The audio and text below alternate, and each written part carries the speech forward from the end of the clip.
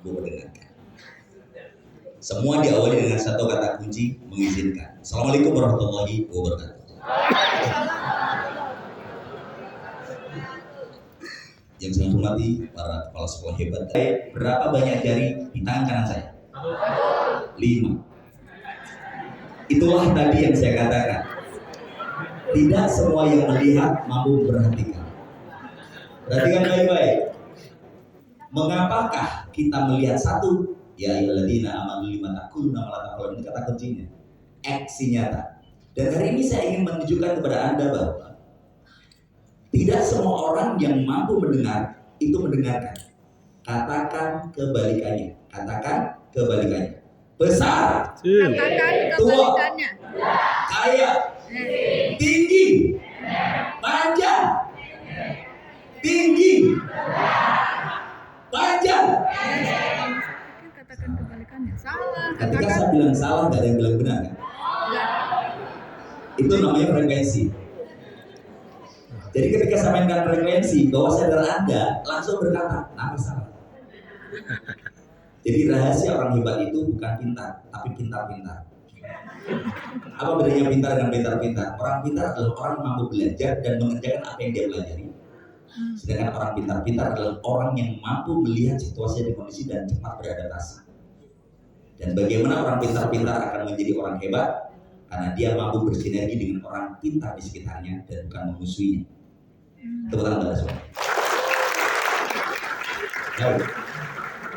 Suatu hari saya diundang oleh Kejaksaan Agung Indonesia untuk memberikan training para jaksa.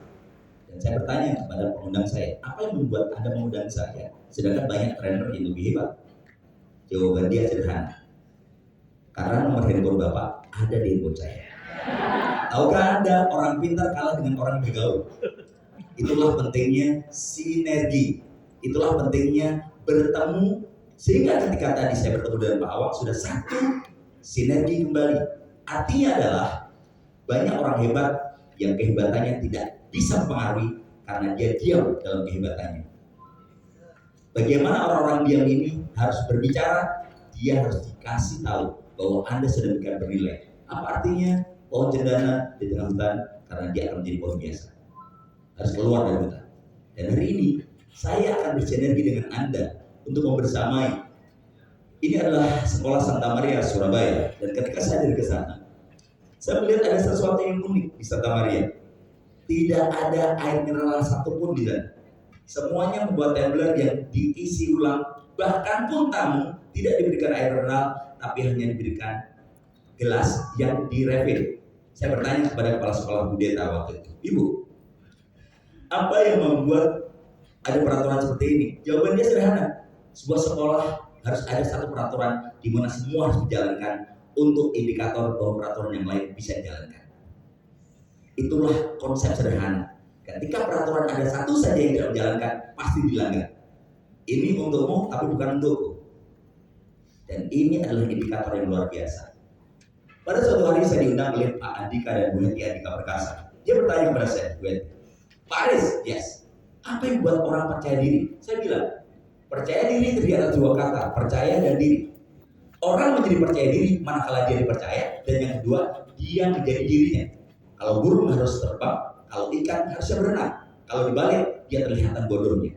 Artinya, guru cerdas melihat kelebihan dan berikan panggung. Murid Anda, jadilah dia orang hebat. Anda dan saya harus tahu, ketika dokter-dokter hebat ini berkumpul di Belitung, termasuk profesor dan para subspesialis, saya bertanya, apa yang membuat Anda mau belajar? Padahal Anda lebih layak menjadi ayah dan juga ibu saya. Jawabannya sederhana, semakin orang itu pintar, semakin banyak bodohnya. Karena dia semakin spesialis. Karenanya dia harus melengkapi kebutuhan-kebutuhan yang mendukung kepintarannya. Artinya adalah orang hebat bukan orang yang bisa semuanya, tapi orang hebat adalah orang yang bisa melakukan sesuatu dan konsisten untuk melengkapi kekurangan banyak orang di sekitarnya, dan biarkan dia dilengkapi kekurangannya oleh kelebihan orang-orang di sekitarnya. Itulah orang-orang hebat yang semestinya hadir hari ini. Tepuk tangan dari semua. Baik. Berarti kita sudah tua. Berarti kita kelahiran 70, 60, 80. Masih suka Sadiwara Radio dan Mangkubara. Salah sepuh. Nokia adalah sebuah perusahaan besar yang merajai Indonesia di tahun 2003, 4, 5, 6, bahkan sampai 2007. Namun Nokia ternyata kalah oleh kehadiran Android. Android ini mengalahkan Nokia dan kawan-kawannya. Namun yang bertahan itu justru Samsung. Di saat yang lain Nokia, kemudian Motorola, itu tiba-tiba lenyap karena mereka tidak siap beradaptasi dengan cepat. Tahukah Anda? Mengapa BlackBerry pun dia ternyata tergilas? Karena dia tidak mampu beradaptasi dengan Android dan iPhone. Sehingga kalau Anda melihat pesawat televisi ini, maka ini menunjukkan perkembangan. Saya masih merasakan pesawat televisi era-era ini, di mana masih ada tabung yang sedemikian besar. Dan Anda harus tahu, kucing saja dulu bisa tidur dengan nyenyak, sekarang nggak bisa. Telah berubah. Jadi perubahan itu adalah keniscayaan yang kita minta atau tidak dia hadir. Jadi kalau hari ini Anda masih mengirim sesuatu dengan SMS dan dibaca, walaupun gratis. Dulu SMS sedemikian kita hemat dengan selamat hari raya aja SLMT karena satu lewat huruf saja 300 rupiah. Itu dulu. Sekarang ada dikasih gratis nggak akan pakai. Bahkan hari ini betapa teknologi sedemikian cepat berkembang. Dengan adanya COVID, ternyata kita belajar dengan paksa rela. Tidak sukarela kan? Dipaksa sampai rela. Harus mampu berbicara di depan layar, di depan laptop, di depan handphone. Bahkan pertama pembelajaran online daring, sedemikian banyak guru menelpon saya.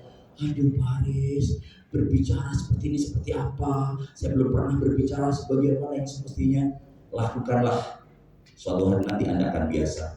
Dan yang perlu Anda pahami, setelah saya mencoba mempelajari selama 30 tahun ini secara tentang frekuensi, itu ada. Ingat baik-baik. Seorang kepala sekolah yang hadir di kelas dan dia bercerita di kelas itu dengan cerita frekuensi positif. Contoh gini, kalian adalah kelas yang beruntung. Wali kelas kalian adalah wali kelas yang luar biasa, memiliki prestasi hebat.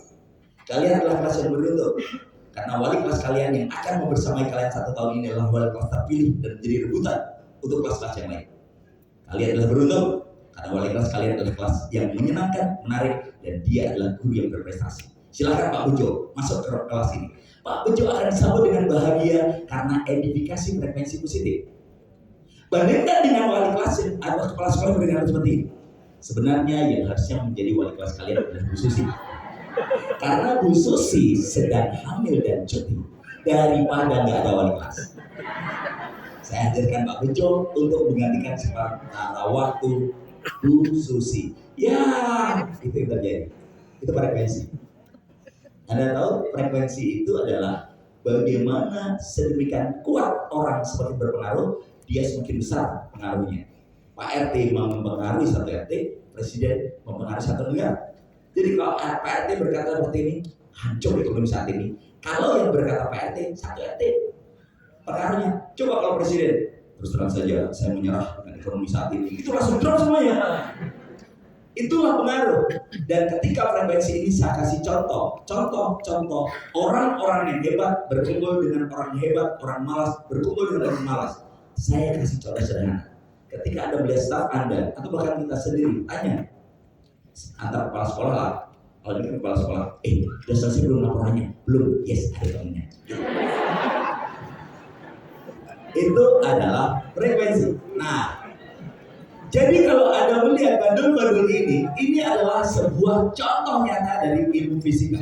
Jadi ketika bandul yang pertama beratnya, yang kedua, yang ketiga sama 250 gram, maka yang pertama ini 30 cm, 50 cm, 35 cm, 30 cm, dan 35. Dan apa yang terjadi ketika 30 cm digerakkan, maka yang bergerak adalah 30 cm yang sama. Itulah resonansi. Jadi kalau Anda bahagia bertemu dengan orang-orang hebat, berarti Anda bagian dari itu. Tapi kalau Anda tidak nyaman ada di ruangan orang-orang hebat, berarti Anda bukan level di sini. Ingat baik-baik, itu sederhana. Level seseorang itu terlihat dari ketahanannya terhadap lingkungan. Dan seni hidup adalah kita mampu beradaptasi dengan orang-orang yang tidak bisa atau belum tentu sepakat dengan kita, namun mereka akhirnya sepaham dan mensupport kita karena kemanfaatan yang kita beri. Dan ini adalah frekuensi. Frekuensi menghasilkan getaran atau vibrasi, dan vibrasi menghasilkan keadaan atau nasib. Coba perhatikan baik-baik. Contoh yang pertama, jadi ketika Masaru Emoto dari Jepang membuat sebuah penelitian tentang the miracle of water, tentang air yang ada di dalam tubuh, maka kita coba membuat penelitian. Nasi ditulisi sebuah kata positif: pintar, cerdas, cantik, rajin, sabar, bodoh, goblok, tolol, jahat, malah. 7 hari kemudian sepertinya sih. Yang diberikan kata positif lebih bersih dan lebih bisa nyaman dilihat. Akhirnya, contoh yang kedua tentang bagaimana frekuensi yang menghasilkan vibrasi. Ketika sebuah kamar kecil bertuliskan, tolong matikan lampu kamar kecil ini, setelah Anda memakainya, hanya 20% yang mematikan, hanya 2 dari 10 orang, hanya 20 dari 100 orang. Tapi ketika saya ganti dengan tulisan yang baru, 100% orang akan mematikannya, termasuk ada orang di dalam dimatikan, orang di luar. Anda tahu frekuensinya? Saya rubah dengan tulisan, semoga yang mematikan lampu kamar kecil ini panjang umurnya, berat rezekinya. Di mana bedanya? Bedanya adalah yang pertama adalah kalimat meminta, dan kedua adalah kalimat memberi. Jadi intinya adalah semakin banyak Anda memberi, semakin banyak Anda menerima. Tepuk tangan dari semua. Ini sebuah konsep yang bisa dibuktikan. Coba deh.